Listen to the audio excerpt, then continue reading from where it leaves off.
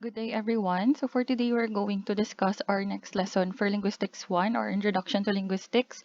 For today, we're going to discuss our next topic still under morphology, which is word formation processes. For our objectives at the end of the lesson, the students should be able to familiarize oneself with the different word formation processes and research for examples of words belonging to the different word formation processes. So, as an introduction, we say that words don't make words, but people make words. So, there are reasons, kumbaga, why people make words. So, for example, when they are tongue-tied or they do not know the word for the thing that they are trying to say, or when they are trying to communicate something. Sometimes when we have this tip of the tongue phenomena na ng ano balahaw, ng ano gani tawag sini those kind of moments that we do not know or we forget the meaning or what a certain word is called, we make up our own words in order to communicate it to someone we are talking to. So sometimes we make words as well when we are trying to communicate something to someone, for example, secretly. 'Di ba? Sometimes we have this language that we have with our friends na kamukha nakita-kita lang ang makaintindi, or the people inside your circle or your circle lang ang makaintindi, kumbaga. That's why we have invented some new varieties of language like your gay lingo or ng mga ginabaliktad ang words, 'di ba? So that's why people make words, among other reasons that we have. The study of historical change in languages show as well that people do so in ways that are systematic, or there's a pattern, kumbaga, on how people make words or come up or invent words. So for today, we're going to discuss those different word formation processes. So we have 10 word formation processes that we are going to discuss for today. So some might be familiar already with some of this. So first, we have your derivation, which is somehow timely as well since we have just finished discussing your derivational morphemes and inflectional morphemes. So we will just breeze through some of these terms in derivation. So derivation is the most common word formation process. So derivation is the process of forming new words by means of affixation. So forming new words, it could be, or most usually, forming new words belonging to a different part of speech, or from this part of speech nahimo na siya nga another, or nabilong na ang bag-o nga word into another part of speech or word class by means of affixation or attaching your prefixes and or suffixes. For example, we have the following words: happy. So from happy, happy is an adjective describing a person, for example, or describing feelings. And then the suffix ness was added, so it became happiness, which is now a noun. We also have orient, which is a verb, and when added with the suffix ation, ation, orientation is now a noun. So there's a change in the word class when suffixes were added to the following words. So next, we also have inflection. So inflection, or inflection with an X, is the modification of a word to express different grammatical categories. So modification, nag-change lang ang spelling, but then the word class is still the same, or same grammatical category pa rin in terms of, ang nag-change lang is the tense, the aspect, the person, the number, the gender, and the case. For example, we have the following words: car. When we added our pluralizer for nouns na S, it became cars. So there was a difference or a modification in terms of number, but it's still the same. It's still a noun. We also have your verb determine, and then we have your inflectional morphemes for verb, like your past determined, or your past participle determines for your present, and for your present participle determining. So you just have to remember the inflectional morphemes. Basta inflectional morphemes, there are only 8 inflectional morphemes. Like for your verbs, you just remember that it's S for your present, your D or ED for your past tense, your ing for your present participle, and your en or ed for your past participle. And we have for nouns, your pluralizer s, and your apostrophe s for your possessive forming na nouns. And for your adjectives, your comparative degree na suffix, which is the er, and superlative naman na suffix, which is the est. So you just remember those 8, they belong to the inflectional morphemes. Depende as well sa, you also have to look at the word class ng word before siya gin-transform in order to identify. So the rest are belonging to the derivational morphemes. Next, we have coinage. Coinage naman is the invention of totally new terms. For example, commercial products that become general terms. So sometimes, or most commonly sa coinage is when we make use ang brands, for example, mga brand names, we use them so often that they become general terms already. For example, we have your Kleenex, Vaseline, Colgate, and Google. So these are examples of brands or companies na mga trade names, but then we use them so much in our daily life that we already or they already became general terms. For example, when you are buying sa tindahan or sa sari-sari store, mabakal ko Colgate. So, hindi ka nag-refer usually to the brand. But then, when you say nga mabakal ka Colgate, mabakal ko toothpaste, kumbaga. Or sometimes, for example, Google. So, Google is a website or a search engine, as you already know, and a name of a company. But we already use it as a general term in daily life. Na for example, i-Google, bala na siya para mabalaan mo.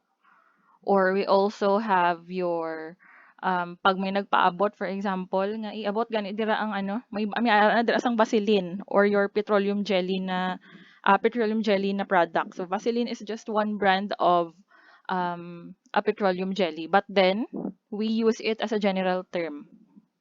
'Di ba? Mabakal ko sang mabakal gani ko Palmolive. So maskin hindi man gid Palmolive ang brand nga ginapangita mo, but you are referring to shampoo. Kumbaga. Or most commonly, when you still had face-to-face, pag may mga handouts, ipa-Xerox na dito be. So Xerox or your Xerox, so that's a brand or a name of a company who produces the photocopying machine. So when we say nga mapa-Xerox, ang ginamin is magpa-photocopy or magpa-reproduce ang handouts, kumbaga. But then we use the brand names or this brand names, for example, like they are general terms in their general terms na kumbaga. So that is coinage. So Kleenex na, sorry. So Kleenex naman is not very common to us since this is more common na coinage in other Western countries. So Kleenex is a brand of a tissue. Usually, they use it the same way we use your Vaseline, Colgate, na, ay, wala na ta di Colgate.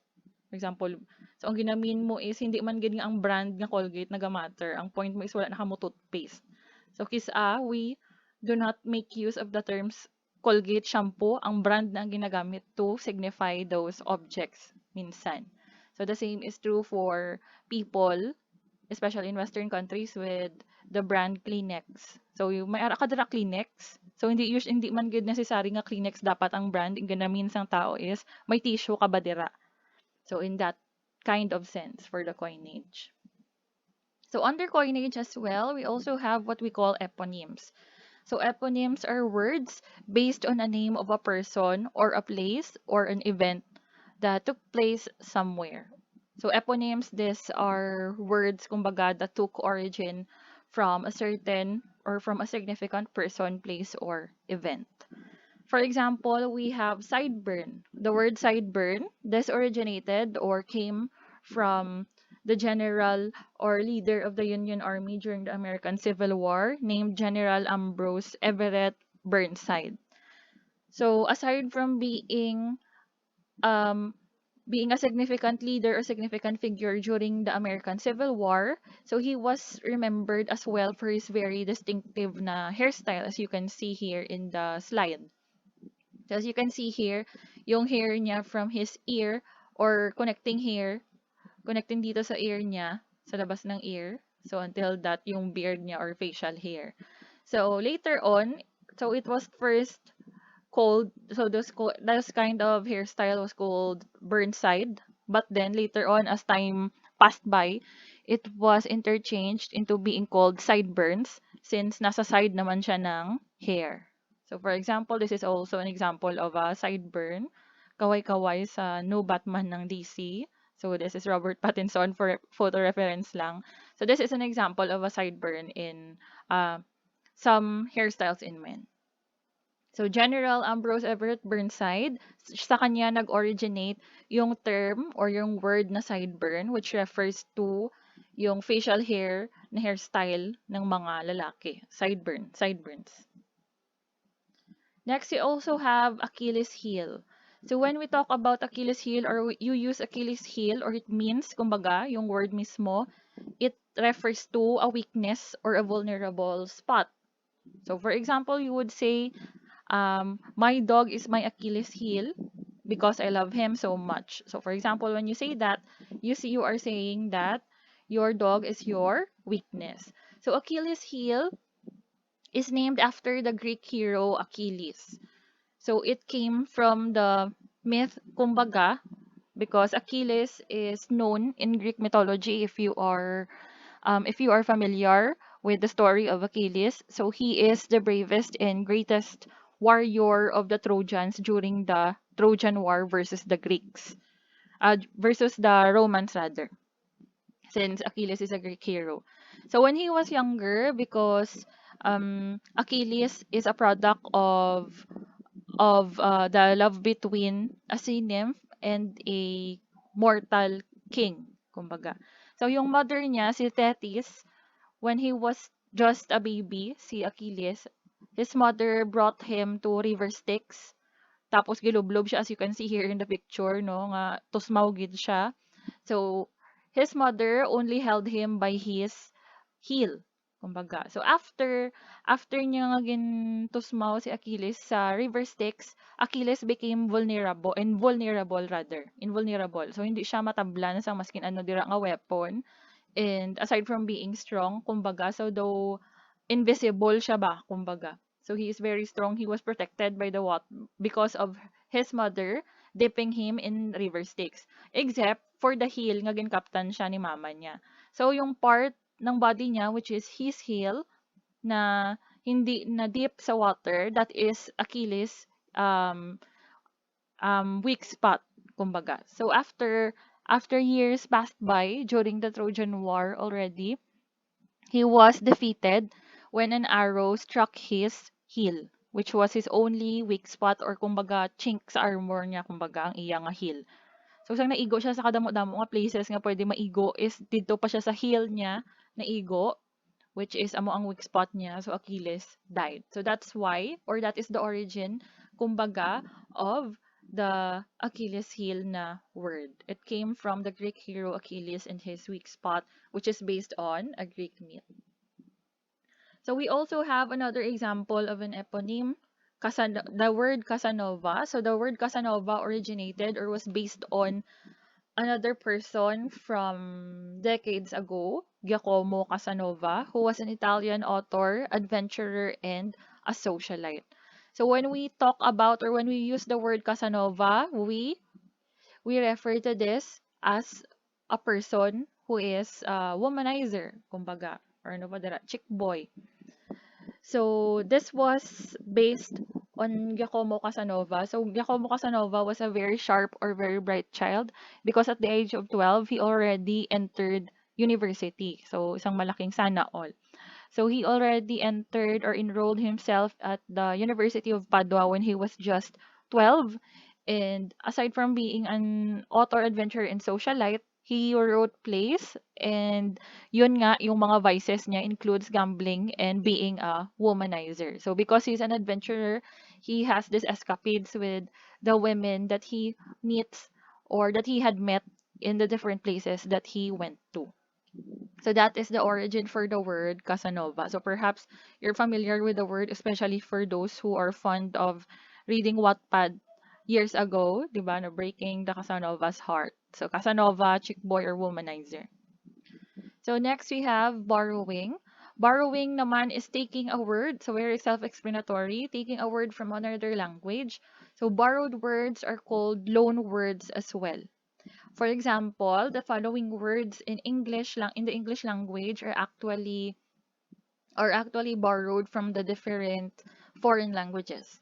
Jacket and yogurt. So these are loan words or borrowed words from Turkish language. Pistol and robot from Czech na language. We have your croissant, which is borrowed from the French language. Piano, which is an Italian, borrowed from the Italian language. So even in our Filipino language, we also have, as you are aware, we also have borrowed words, especially or most commonly, our words are borrowed from the places who colonized us years ago.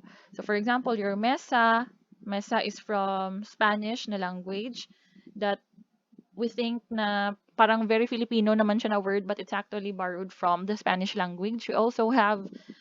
Um we also have borrowed words from the Japanese language.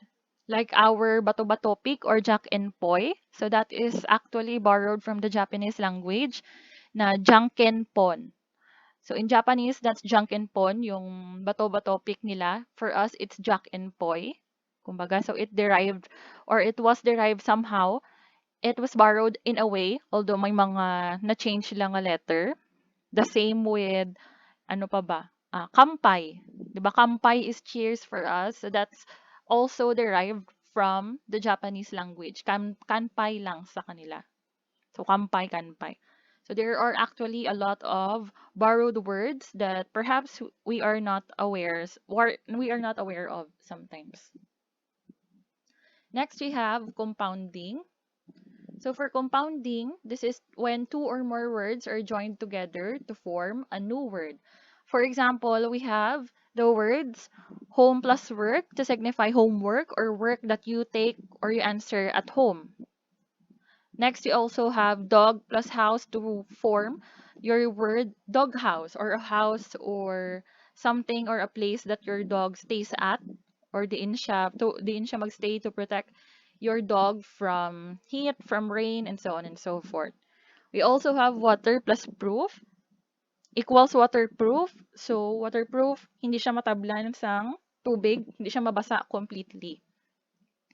So somehow, some compound words from the words alone nga combine sa ila like your home plus work, naga-signify or magets mo ang meaning from the combined words.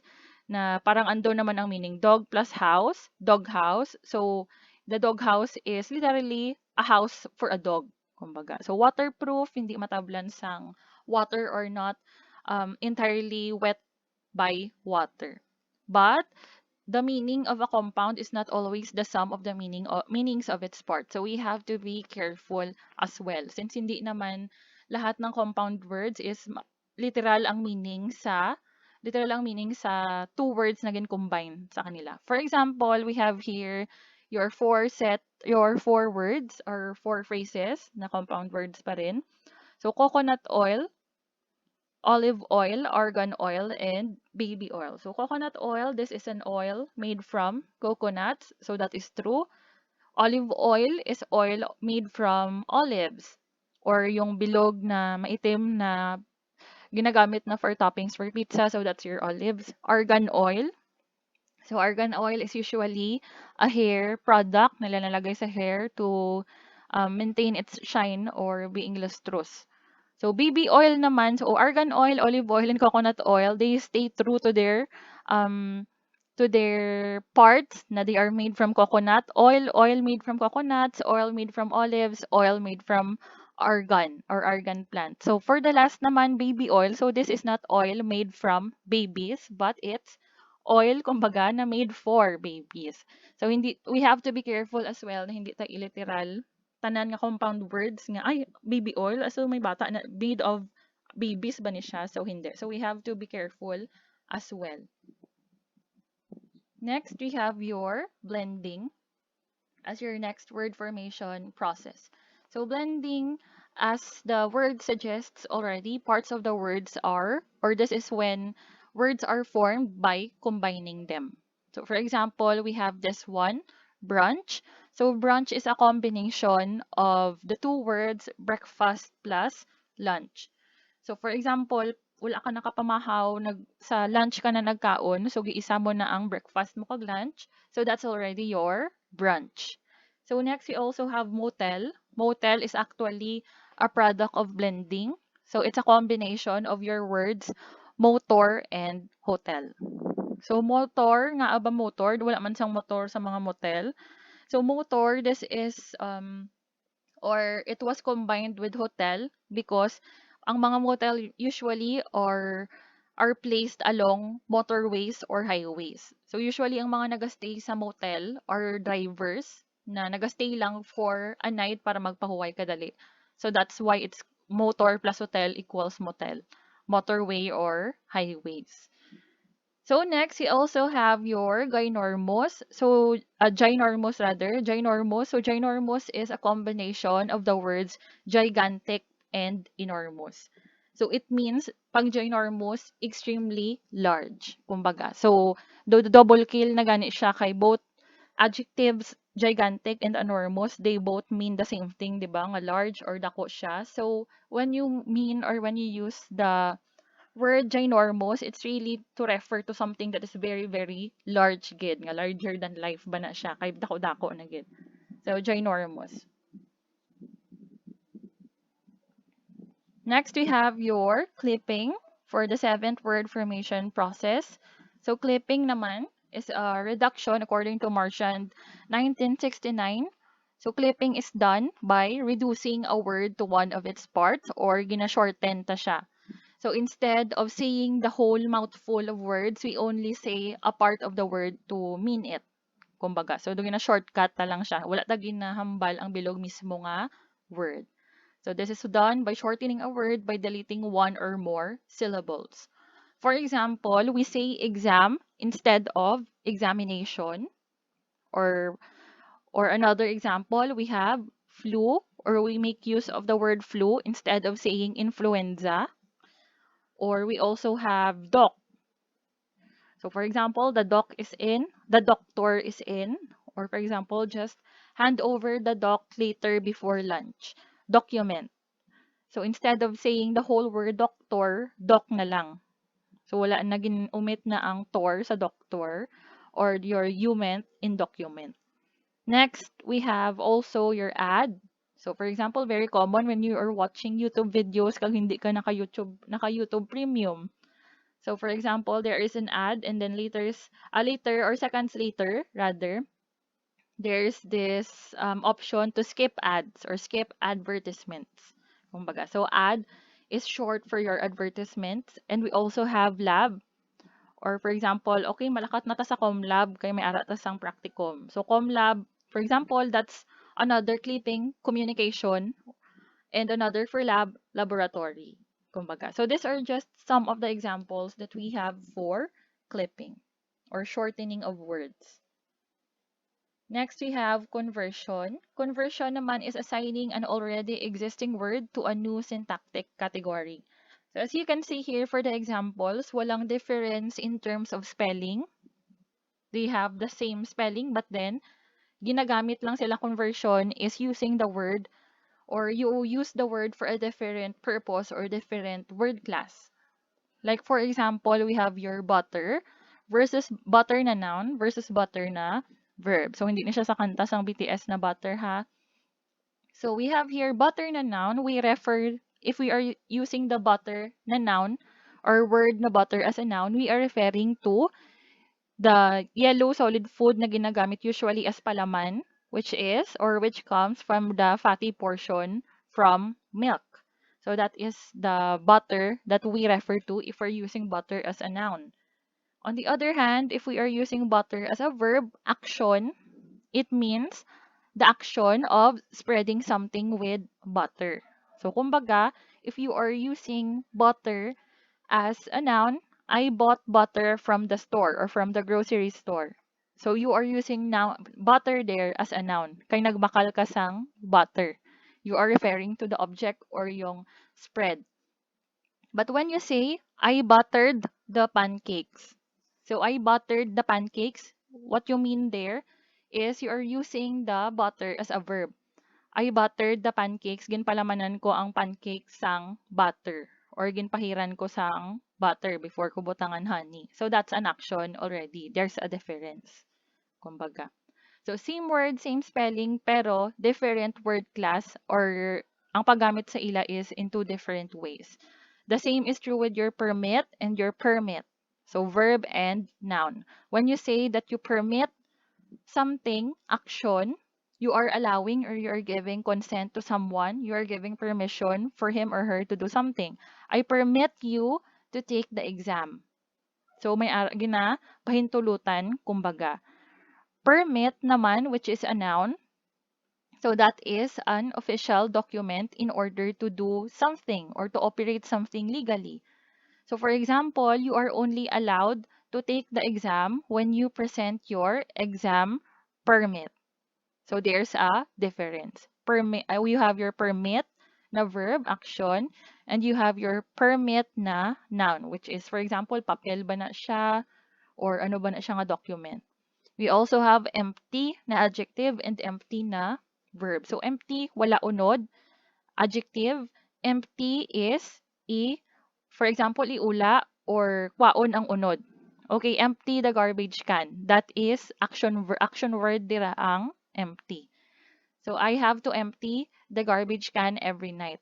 So kailangan ko iula kung ano man ang unod sa garbage can para limpyuhan siya kag mabot nga naman sang another nga basura, kumbaga. But when you say the garbage can is empty, ibig sabihin wala unod ang garbage can, that's an adjective. So that's the difference. So second to the last, we have your acronymy or your acronyms.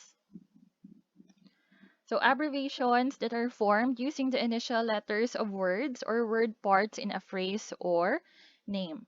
So for example, we have your laser. So laser is actually an acronym for your light amplification by stimulated emission of radiation. So that is actually a sorry. So it's actually an acronym or abbreviation, or it stands for something. So light amplification by stimulated emission of radiation. So we also have your NASA, National Aeronautics and Space Administration, like your RMMCMI, Ramon Magsaysay Memorial Colleges, Marble Incorporated. We also have your other examples like your JPEG, your Joint Photographic Experts Group, which is the extension or file extension when you save your images, for example. But now we use your PNG na Portal Networks Graphics. So we also have other examples, CD, GCQ, ASAP, ATM, UNICEF. So hindi lang siya applicable for for establishments ang acronyms, but we also use it, for example, for other purposes like your communication, like your ASAP and ATM. So aside from holding the meaning, 'di ba? We have your automated teller machine where you get or you withdraw your money from the bank. So we also have at the moment, or for your ASAP, as soon as possible. Or maskin di ba, businesses also make use of ATM, like your automated tubig machine. So it dispenses water, not money. Kumbaga.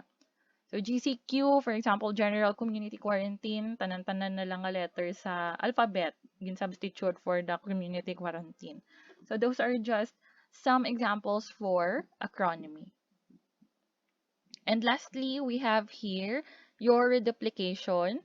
So in reduplication, what happens is you form new words either by doubling an entire word or part of a word. So doubling or you duplicate, kumbaga, an entire word para entire word or to produce a new word. So for example, Humpty Dumpty. In the word Humpty Dumpty, for example, gi-duplicate gin-duplicate niya ang Humpty, but nag-change lang sang letter na isa, Humpty Dumpty. Or Hocus Pocus, the same. Gi-change lang ang H into P. Hocus Pocus. Another example of reduplication are words that we encounter in daily life, for example. Like your ping pong. So ping pong is still an example of reduplication because you repeated the word ping, gin-substitute lang ang I into O, ping pong, or bye-bye. So bye-bye, that's complete reduplication gid siya kay ginliwat gid ang whole word or entire word, kumbaga bye-bye. Another is super duper. So it's like your Humpty Dumpty and Hocus Pocus. Super duper. Gi-change lang ang isang letter sa super with letter D, super duper. So that's still reduplication. And we also have your zigzag. So zigzag, nag-change lang ang isa ka vowel. Gi-change ang vowel I into A for reduplication to produce a new word. Zigzag. Okay. So that's it for our presentation or discussion for eponyms for word formation processes rather. So for your activity, I will post it after I have posted this recorded lecture or lesson. So for your activity, entitled Eponyms in our OpenLMS instructions, read that aside from the examples used in this lecture, you have to look for 10 examples of eponyms. So I expect na sa inyong output, you do not make use of the examples that I have already discussed here for the examples in the eponym. So wala namang magamit sang Casanova, sang Achilles heel, sang sideburn. So you have to look for other eponyms that exists, for example. So look for the word. You have to look for the word. You have to give the meaning of the word. And aside from that, you also have to look for the origin of the word. Was it based on a person, a place, or event? And then you use the word in a sentence. So that's the mechanics lang naman, or that's the instructions for the activity eponyms. So you have to be aware as well of the deadline for the activity. So the deadline for this activity is on September 20, 2021. That's Monday. So be aware and be responsible enough to track your deadlines as well for our activities. So have initiative to monitor your activities if nasubmit nyo na or hindi. And be sure that you submit properly. Kasi sometimes there are outputs na never submitted ang nakalagay because hindi siya na-submit properly. So after submitting your work or your activity, make sure that the state of your activity is finished and submitted. So para wala kayo problema na may mga kulang kayo na activities although you say na meron, but then because you failed to submit it properly, it was not submitted or received. Para wala tayong problema. So our deadline and our activity is clear. So I hope that submissions will be passed within the deadline. So I will not give chances anymore. If close na ang deadline, close na gid siya. So it defeats the purpose of our deadline if we just continue to accept and unfair pod sa mga classmates or sa mga students na nagasubmit on time. Okay. So that's it for our lesson for today. That ends our presentation for the word formation processes. So these are the references for the said lesson for today. So that would be all. Good day, God bless, and stay safe.